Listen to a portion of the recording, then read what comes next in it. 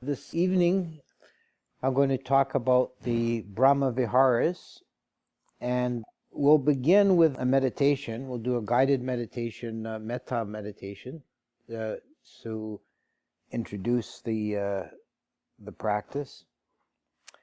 So I'll have to talk about it a little bit first to set the stage for it. The quality of metta is, and I'll speak about this more in detail later, but just briefly, it's usually translated as loving kindness. It's a quality of mind that's best described as well-wishing. May beings be well and happy. And we can develop it as a meditation, and it's a very pleasant meditation when you're able to find the space. The proper object or the tone of the meditation is the feeling. You're trying to arouse this feeling of wishing all beings be well and happy. So it's an outflowing and a fusion of this particular kind of loving kindness. So we'll begin. Sit yourself comfortably, relaxed but upright. Center your consciousness in the middle of the chest, the heart chakra, and just breathe at that point for a few breaths to center yourself.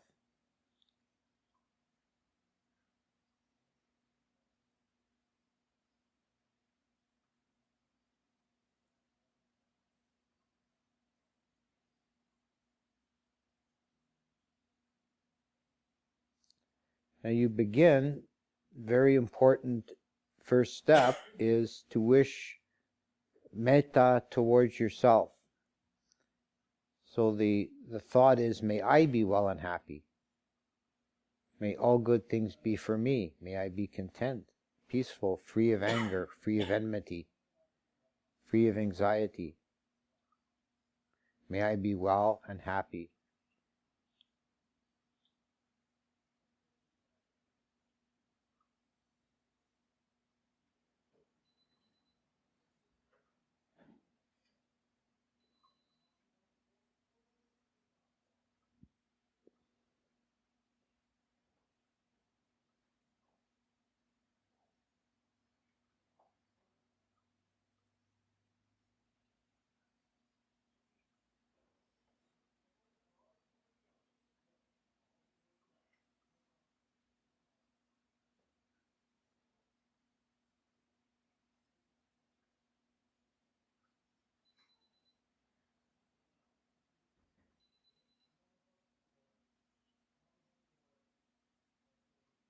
We have a nice, warm, benign glow happening, feeling, may I be well and happy.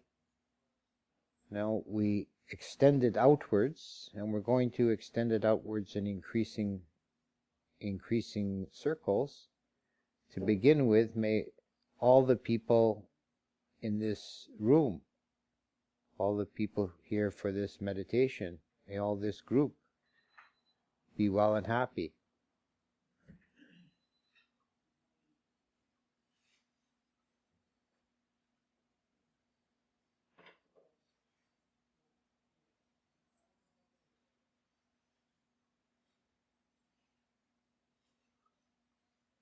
Feel the metta as a radiation from your heart chakra,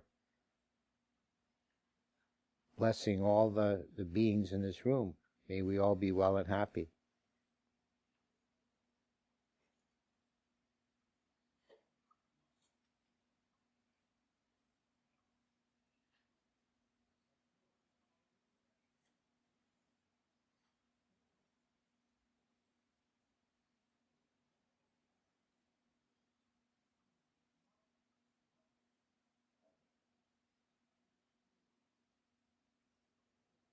Now extend it outwards further May all the beings in Thunder Bay be well and happy. All the human beings, all the animals, insects,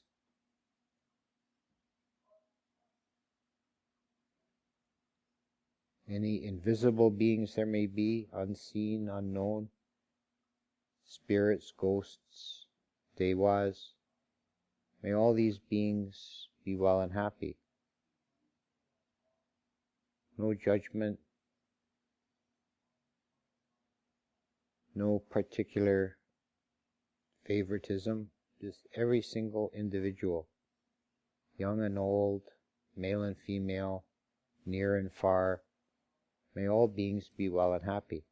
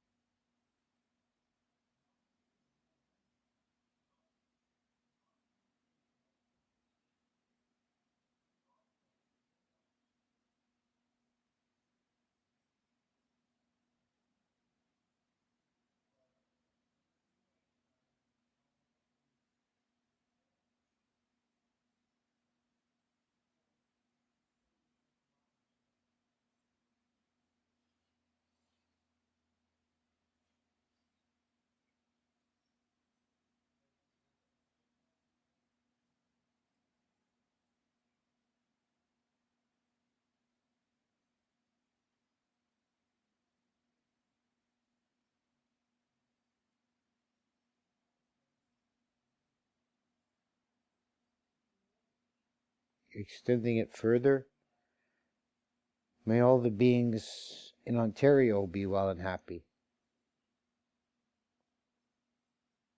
Human beings, animals, fish, birds, spirits,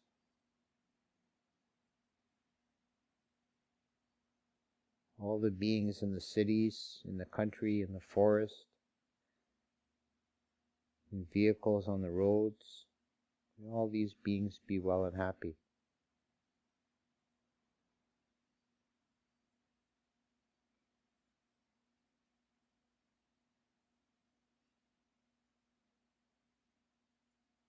Feeling the metta centered in your heart, radiating outwards in all directions.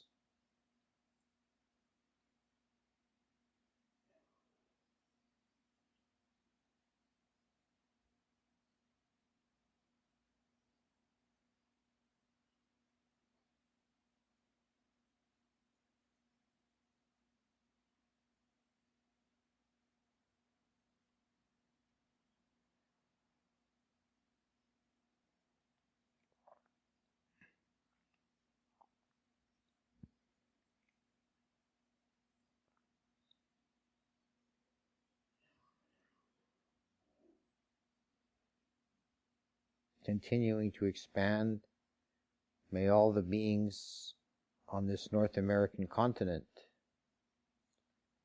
bound by ocean sea,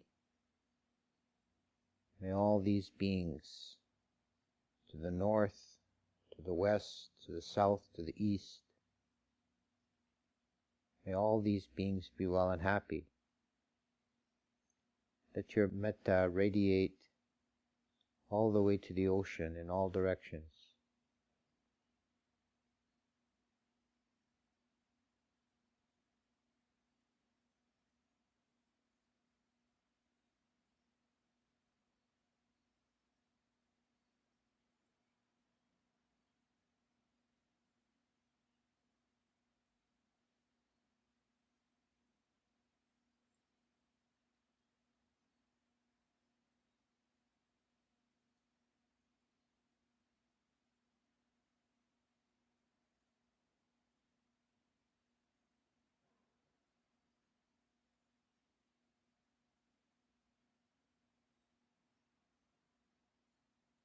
Now let it extend across the oceans. May all the beings living in the sea the whales and the fish, the tiny creatures, any human beings on ships.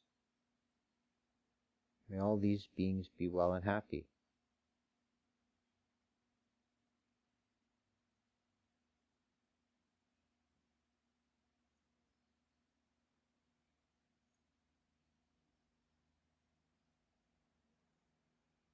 May all the beings living on the other land masses of this earth be well and happy.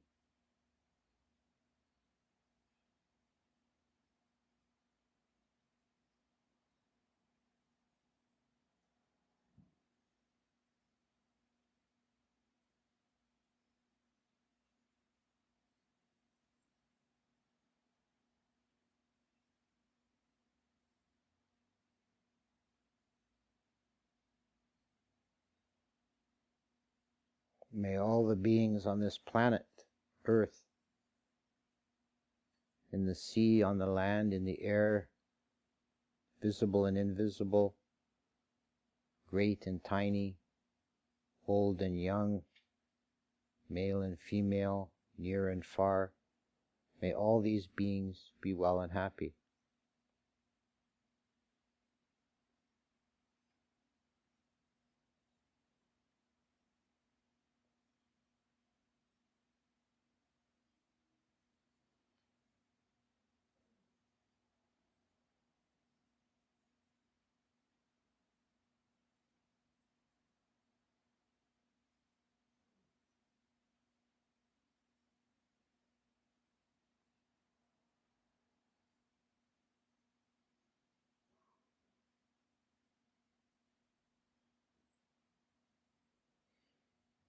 Now from your heart center, radiating out from this earth, out into the infinity of space in the 10 directions,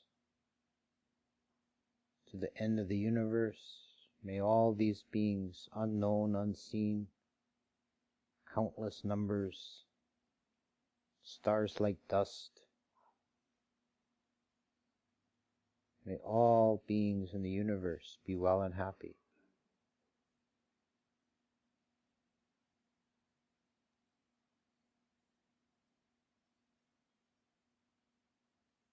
May the metta you are generating bless the entire cosmos.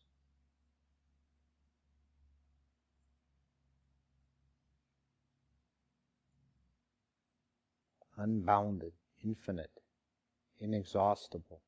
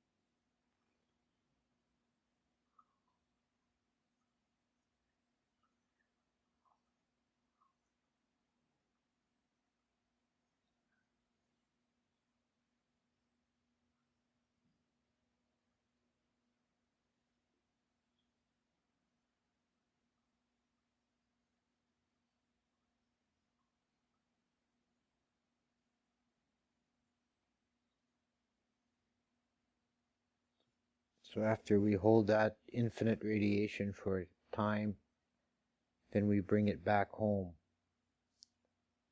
From radiating to infinity, bring it back to just this galaxy and just this earth. May all the beings on this continent be well and happy. May all the beings in this city be well and happy.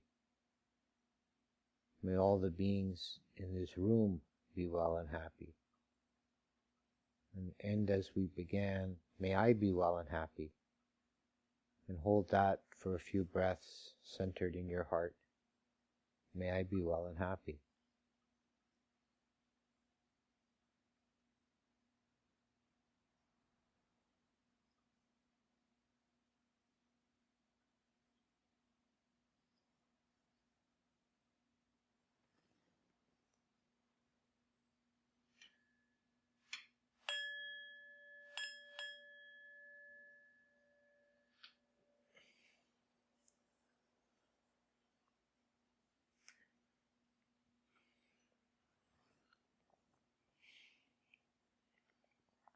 So this meditation we did is called Developing Metta by General Pervasion. The topic of this evening's talk is the Brahmaviharas. These are 4 mental states that have been called the skillful emotions. Brahmavihara means the dwelling places of the Brahmas. Vihara is a dwelling place. And it's used metaphorically to mean a state of mind, like where your mind is dwelling, in what state. And the Brahmas are exalted beings that have transcended sensuality. So these states of mind are an elevation of consciousness. And they're the skillful emotions in that the Buddha said the wise person always dwells in one of the Brahmaviharas, which implies that they are the only skillful emotions. That an enlightened person would be holding the mind in one of those 4 states at all times. The 4 are Metta, Karuna, Mudita, Upekkha. And the common English translations are loving kindness, compassion, sympathetic joy, and equanimity.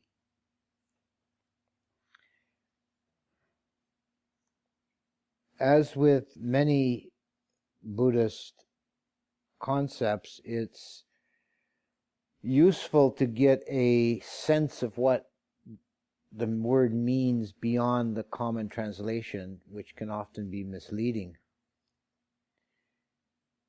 For example, to start with metta, translated as loving kindness, and I've always felt this gives it too sort of a kind of a soppy feel. It's not this sort of sentimental state. The aspiration involved is wishing all beings be well. And it's important to understand that to be spiritually powerful, to be effective, it must be universal. You can't make exceptions. You can't play favorites. I had one person once tell me that he could easily get metta going except for mosquitoes. That's no good. You've got to have metta for the mosquitoes and the ticks and everything else. Metta has to be universal. And that's why loving kindness doesn't really work, because I don't have these soft, sentimental feelings about ticks. But, I wish them well. May they be happy in their tick existence. The idea of metta, it doesn't imply that you approve of the being. We have metta for wrongdoers and cruel people and abusive people, we should still have metta for them. It doesn't mean you approve of them, and it doesn't even mean you have to like them or want to hang around with them. You know? Ticks is a good example. When I was in Thailand and we were staying in the jungle, we would do chants, the Kanda Parita, and the meaning of the chant was that I send metta to the snakes and scorpions and spiders and all creatures that crawl on their bellies, that walk on 6 legs, that walk on 4 legs, 8 legs, many legs. May they be well and happy. May they be at peace, but may they stay far away from me. This is the essence of the chant in Pali. May they leave me alone. So that doesn't imply, kind of a liking, but it's recognizing all beings, whatever state they are in, evolved or unevolved, good or bad or indifferent, great and mighty or small and tiny, may they all be well and happy. And we develop this state as a meditation, and there are different ways of doing it. There are 2 principal ways of doing it. This applies to the other states as well, we'll talk about.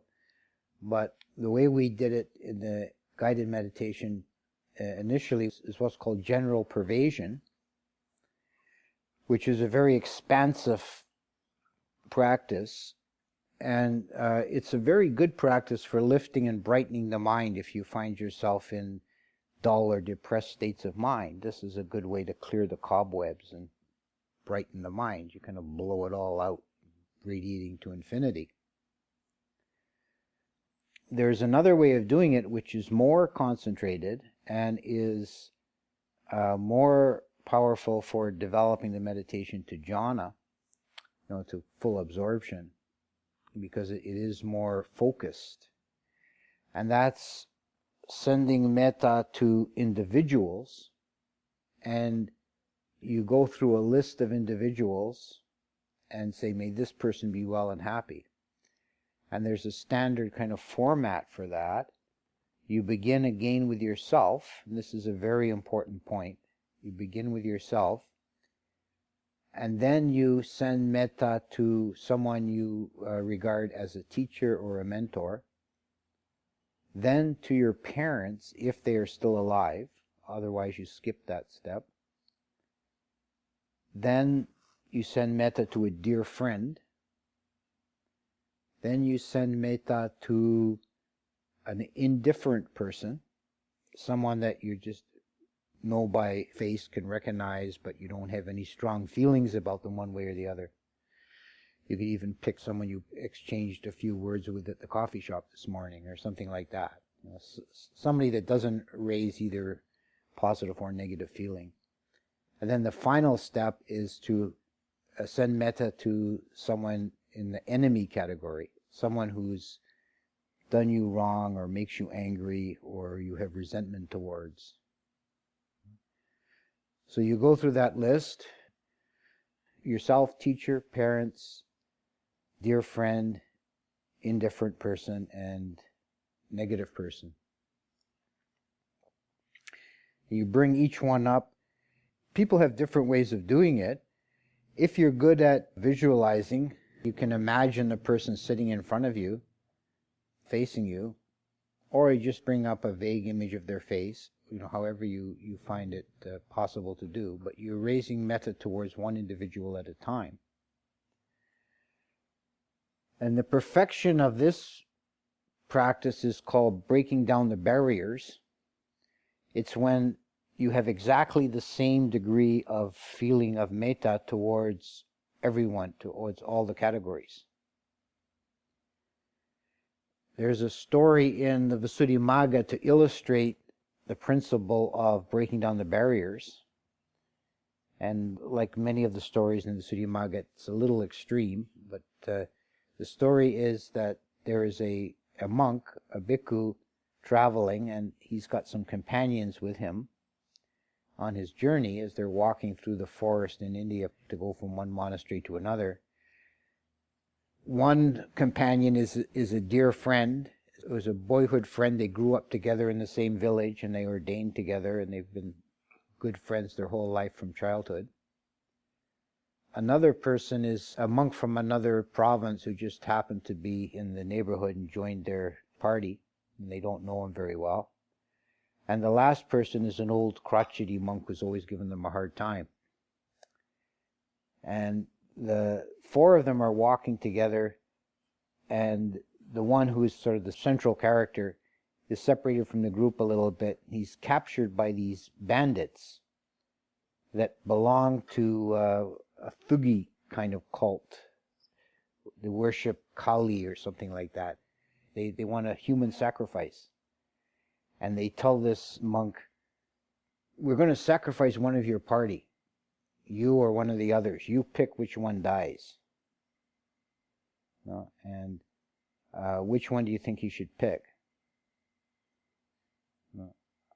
A lot of people would take the position, well, he should sacrifice himself, save the others. But that's wrong.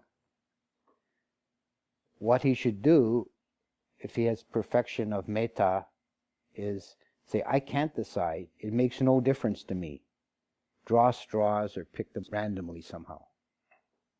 Makes no difference to me. If he was to choose himself, he doesn't have equal metta for all beings. He's excluding himself. He's putting himself at a lower value than the others.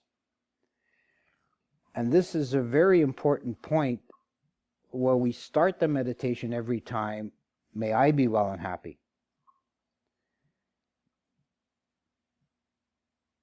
If you can't have this feeling towards yourself in a genuine, real, full-on way, you cannot have it for anybody else.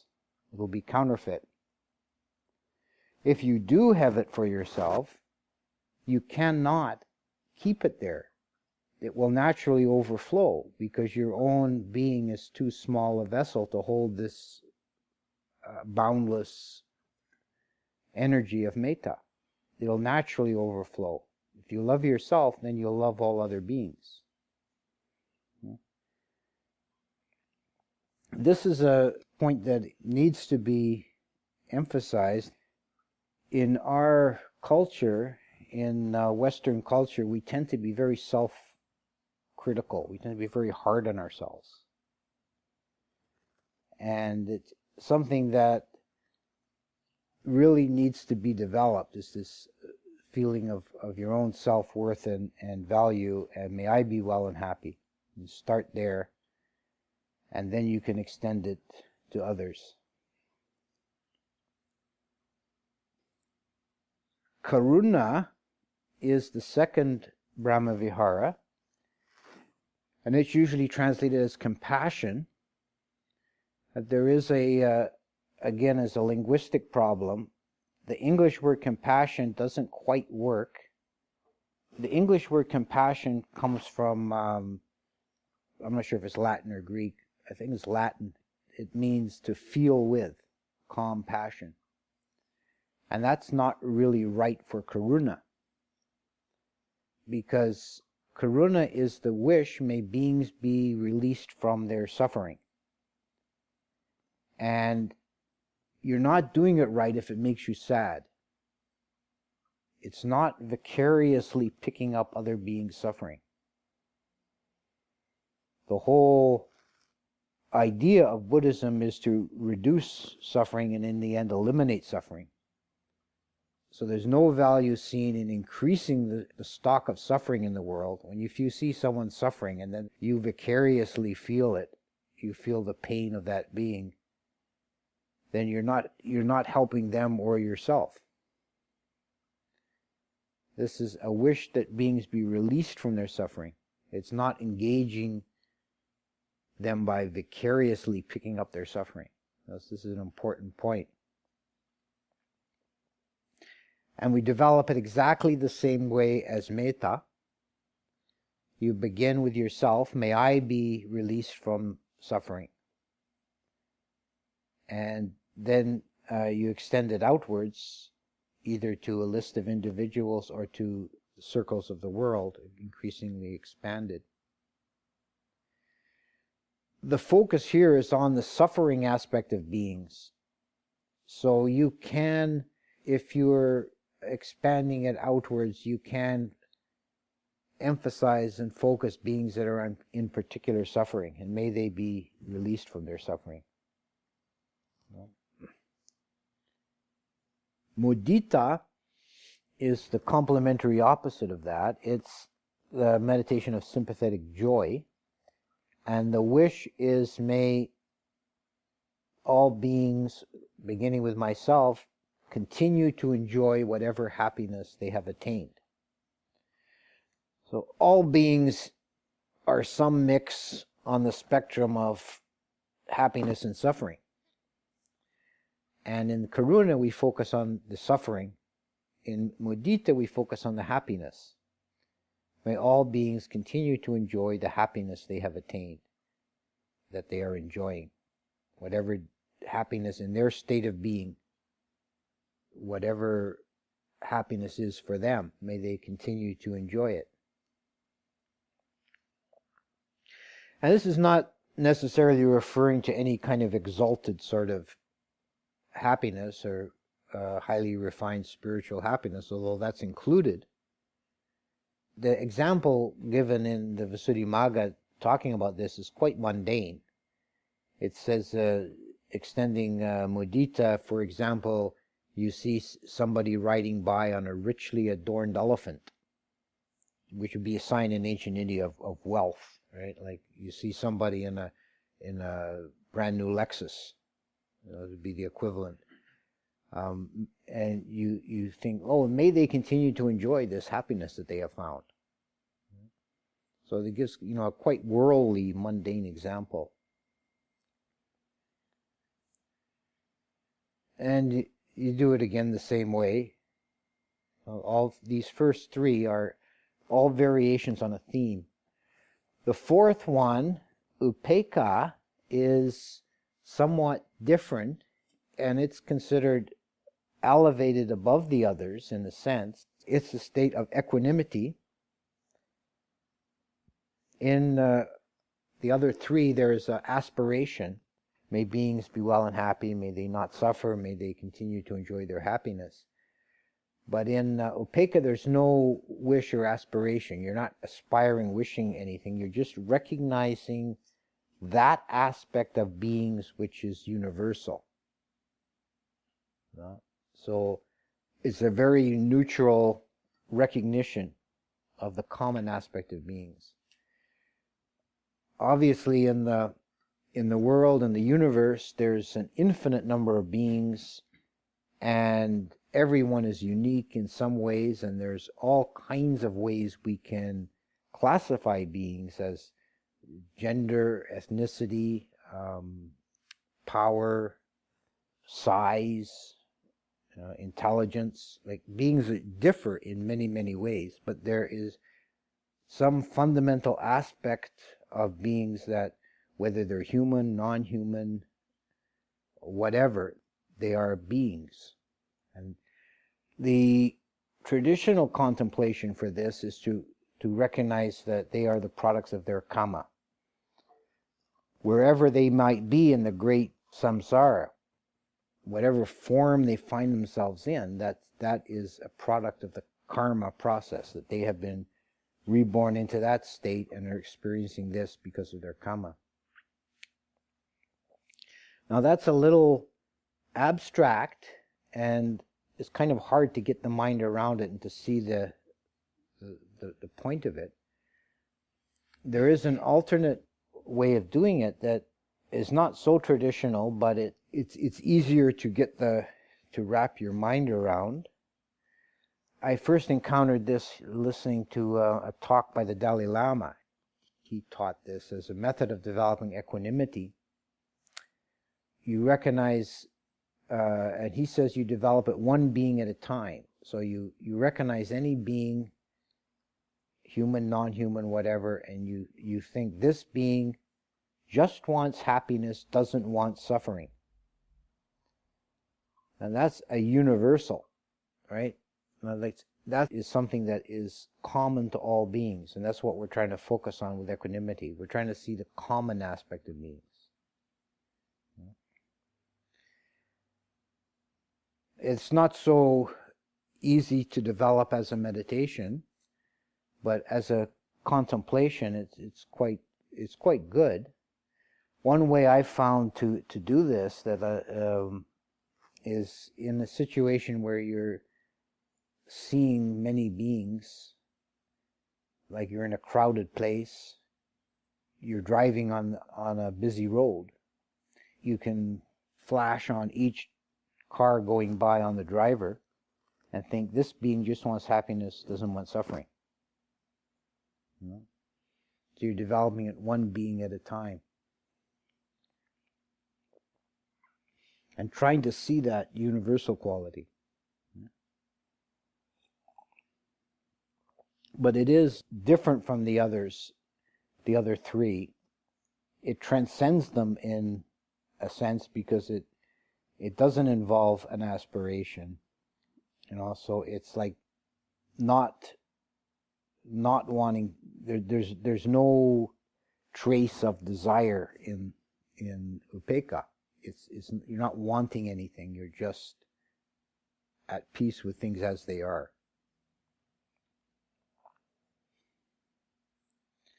But developed as a formal sit-down meditation practice, the first three are what are recommended. These states, the Brahmaviharas, they go beyond just something to do as an exercise in meditation.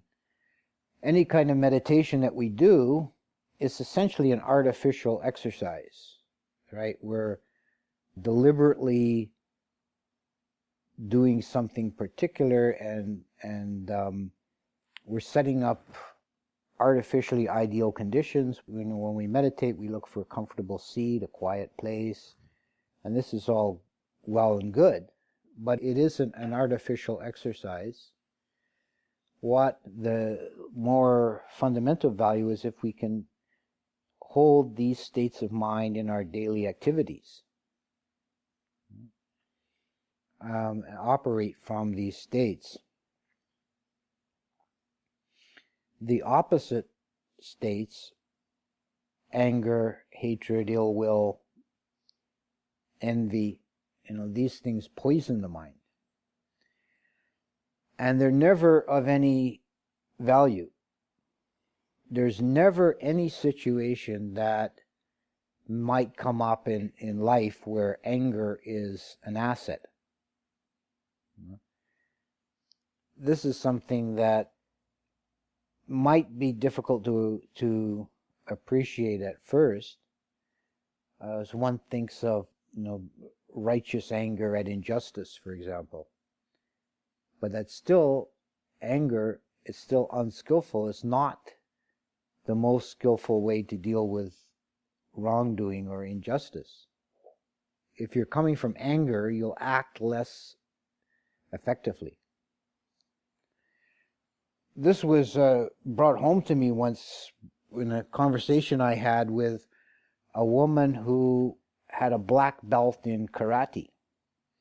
And she was telling me about how they have, when they have competitions, how they have bouts for championship. And she says that some of the opponents will use dirty tricks. And I said, well, what you mean dirty tricks? She said they'll try to do things to make you angry, because if you get angry, then you'll make mistakes. And so, this I thought is very interesting. Here is an activity that is essentially a warrior skill, and anger is a detriment. Anger makes you less effective as a warrior. So anything you do in life, you're going to be able to deal with situations that come up more effectively. You're going to get results if you're coming from the Brahmaviharas. And remembering the principle that you're just as important as everyone else, you love yourself, that having the Brahmaviharas doesn't mean turning yourself into a victim, right? Sometimes you have to set your boundaries, but you need to do it from a place of equanimity or loving kindness. If you come from anger, you will rouse anger against yourself as well, and the situation becomes worse. Each of these four states, it's important to understand exactly what they are, and I spoke about that a little bit, but one teaching that's useful to help identify whether you've got it is the idea that each of these states has what is called a near and a far enemy. The far enemy is a completely negative state that's opposite, and the near enemy is a mostly positive state that's counterfeit, that's not quite right, that isn't the full-on Brahmavihara. So for metta, for example, the may all beings be well and happy, the far enemy is anger. Anger is the opposite of metta. But the near enemy is partial or sentimental affection.